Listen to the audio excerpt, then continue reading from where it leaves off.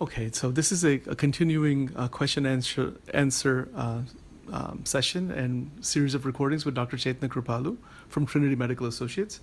The question, Dr. Chetana, is regarding the importance of genuineness. You know, there's a famous saying, one has to live it to emit it. And you've been on a journey with meditation, and you're a medical practitioner, and you have a lot of training in different areas.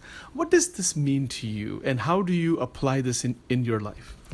So for a while, till I started meditating and going inwards and trying to figure out things and everything, I did not realize how important this was. But for me and my family, my husband, both of us actually really believe that we have to walk the talk, because when you walk the talk, you speak from a different place in your heart, your space, that it's authentic. So authenticity is everything, and that will make people or influence people. You cannot make people do it. You influence people by saying and by living what you speak. And whether it's about nutrition, whether it's about meditation, whether it's about life, the way you handle life, relationships, how does that affect that? How does exercise help you?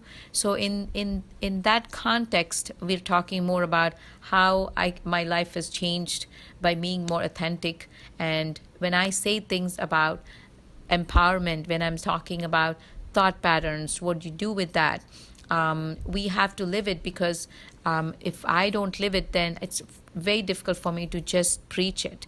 And it just doesn't transpire the way I want it to, because there is a certain amount of vibration which goes through when I'm authentic, which is felt by the other person.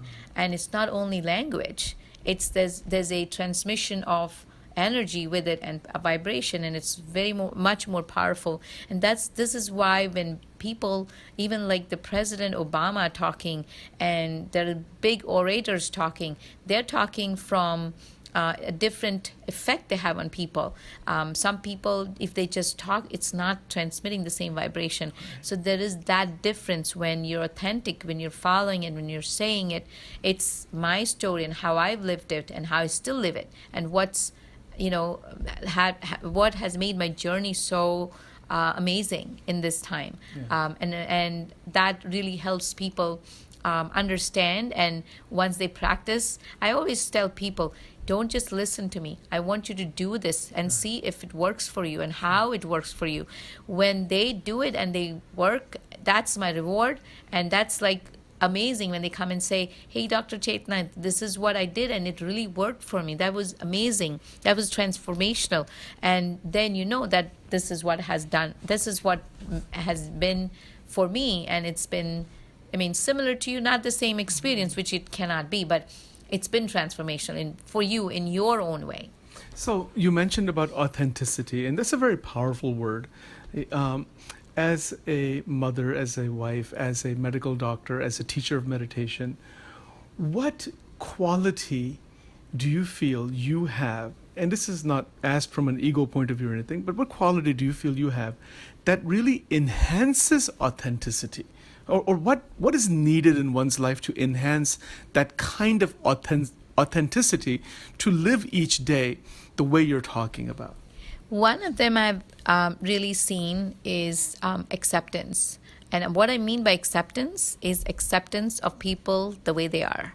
And that is not easy to do, because we all have expectations about everyone, like your spouse, your children, they need to be doing this, your parents need to be behaving a certain way, and everything. I'm not saying I'm 100% there. It still bothers me, but I know that this is important for me, because the reason this is, I know we're coming to a different topic, but this is really important. Just keep going. So acceptance is important because it just makes your life go a different way, and it affects you in the sense that you're not accepting defeat. That's not what I'm talking about. Like if somebody's talking to you and they're rude or they're not really behaving themselves, that's not what I'm saying. That you need to accept the abuse for yourself, but just accepting and the way they are, in the sense that they are coming from, or they're being abusive or verbally abusive, whatever, because they have a problem in their minds. It is nothing to do with you. There are different ways of dealing with that acceptance. So it doesn't mean you're taking the abuse, but that is for another discussion. But again, this has helped me a lot, because it keeps me calm when, even if somebody's irritated, somebody's upset in front of you, like the children.